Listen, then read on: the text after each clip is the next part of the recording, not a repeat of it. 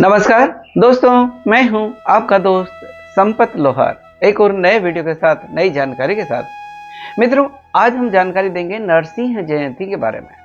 नरसिंह जयंती कब आती है और इसके पीछे जुड़ी हुई पौराणिक कथा क्या है।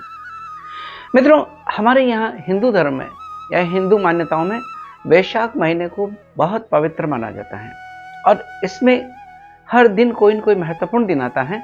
ऐसा ही एक दिन आता है वैशाख माह के शुक्ल पक्ष की चतुर्दशी तिथि को, और वो आता है भगवान नरसिंह जयंती का दिन, भगवान नरसिंह के जयंती का दिन।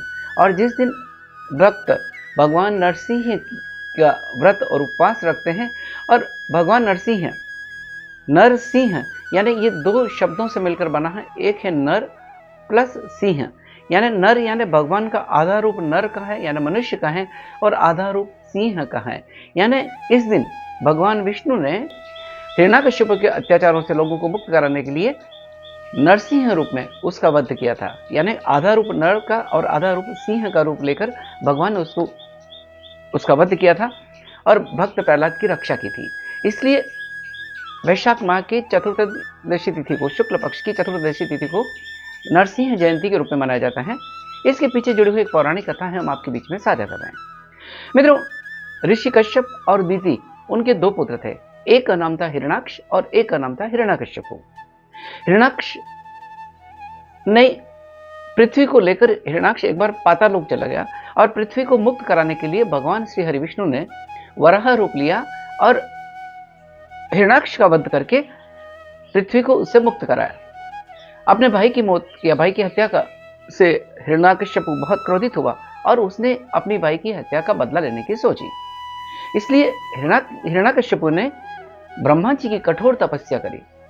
कठोर तपस्या करके भगवान ब्रह्मा जी से हिरण्याकश्यप ने यह वरदान प्राप्त किया कि वो अजय रहे, उसे कोई नहीं मार सके, न कोई नर, न कोई दानव, न कोई दिन में, न कोई रात में, न कोई अंदर, न कोई बाहर, न कोई ऊपर, न कोई नीचे। यानी इस तरह का वरदान पा करके, ब्रह्मा जी से ऐसा वरदान पा करके हिरण्याकश्यप बहुत ही अत्याचारी हो गया।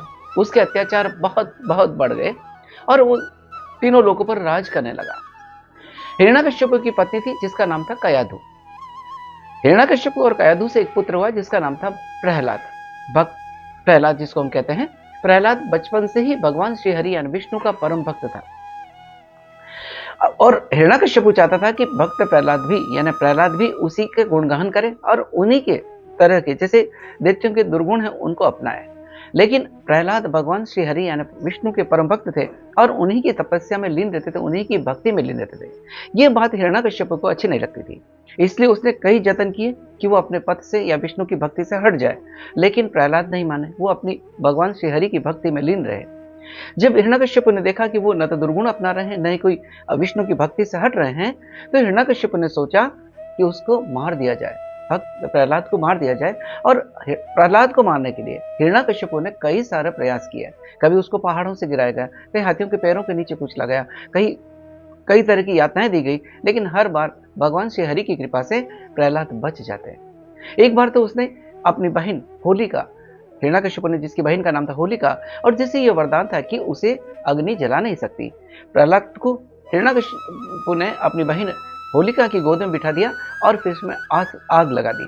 लेकिन भगवान की कृपा से, श्री हरि की कृपा से, विष्णु की कृपा से प्रहलाद तो बच जाते हैं और होलिका जल जाती है। जब यह देखता है तो हिरण्याकश्यप और भी क्रोधित होता है कि वो उसके हर प्रयास विफल होते रहे।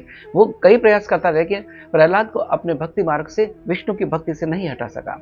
एक दिन वो बड़ा क्रोधित हुआ और हिरण्याकश्यप ने म्यान से तलवार निकाली और तलवार उठाकर भक्त प्रहलाद को कहा कि तुम्हारे भगवान कहाँ है, बताओ मुझे। तो प्रहलाद ने कहा बड़ी विनम्रता के साथ में कि पिताश्री, भगवान तो सर्वत्र हैं।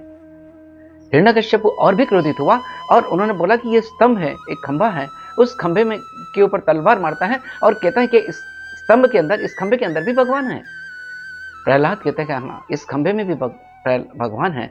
और जब हिरण्याकश्यप बड़ी जोर से तलवार मारता है उस खंभे पर, तो उस खंभे में से, उस स्तंभ में से भगवान नरसिंह रूप में अवतरित होते हैं और भगवान निकलते हैं। और भगवान निकल करके उस हिरण्याकश्यप को उठा लेते हैं अपनी गोद में और अपनी जंघाओं पर उठाकर उसके महल की चौखट में यानी दहरी पर, न अंदर न बाहर, संध्या का समय था, न रात थी न दिन था, न ऊपर था न नीचे, क्योंकि उसको अपनी जंघों में लिया और भगवान स्वयं न नर थे न और कोई रूप में पशु थे। यानी भगवान ने नर सिंह का रूप लिया, जिनका आधा शरीर नर का था यानी मनुष्य का था और आधा शरीर सिंह का था। उनके जो हाथ थे नुकीले नाखून, उन नाखूनों से न हथियार से, न अस्त्र से, न शस्त्र से मार सकता था, क्योंकि ऐसा वरदान था हिरण्यकश्यप को। तो उन्होंने अपने नाखूनों से उस हिरण्यकश्यप की छाती को फाड़ दिया और इस तरह से उसको मार दिया और भक्त प्रहलाद की रक्षा करी। इसीलिए वैशाख माह के शुक्ल पक्ष की चतुर्दशी को नरसिंह जयंती के रूप में मनाया जाता है। यह दिन इसलिए भी महत्व है, यह इसलिए भी महत्वपूर्ण है कि भगवान ने नरसिंह रूप में आकर अपने भक्तों की रक्षा करी। यानी जो दृढ़ विश्वास के साथ, आस्था के साथ अपने इष्ट की पूजा करता है, भगवान की पूजा करता है, तो भगवान किसी न किसी रूप में आकर उसकी अवश्य रक्षा करता है। यह भक्त प्रहलाद और भगवान विष्णु के, यानी भक्त प्रहलाद की भक्ति और विष्णु का अपने भक्त के प्रति प्रेम को दर्शाता है। इसलिए वैशाख माह के शुक्ल पक्ष की चतुर्दशी के दिन, नरसिंह जयंती के दिन लोग उपवास रखते हैं, व्रत रखते हैं और भगवान नरसिंह की कृपा पाने के लिए दृढ़ विश्वास और आस्था के साथ में उनकी भक्ति करते हैं। तो ये है इसके साथ में जुड़ी हुई पौराणिक कथा। मित्रों, अगर आपको ये कथा अच्छी लगी है, हमारा वीडियो अच्छा लगा है, तो इस वीडियो को लाइक करें, शेयर करें, कमेंट करें। हमारा एक छोटा सा और विनम्र प्रयास रहता है कि हम अपनी संस्कृति से जुड़ें, हम अपनी परंपराओं से जुड़ें, हम अपनी आस्था और मान्यता के साथ जुड़ें और भारत को विश्व गुरु बनाएं। इसी के साथ आपके दोस्त संपत लोहार को इजाजत दीजिए। जय हिंद, जय भारत, जय श्री कृष्ण, जय श्री हरि।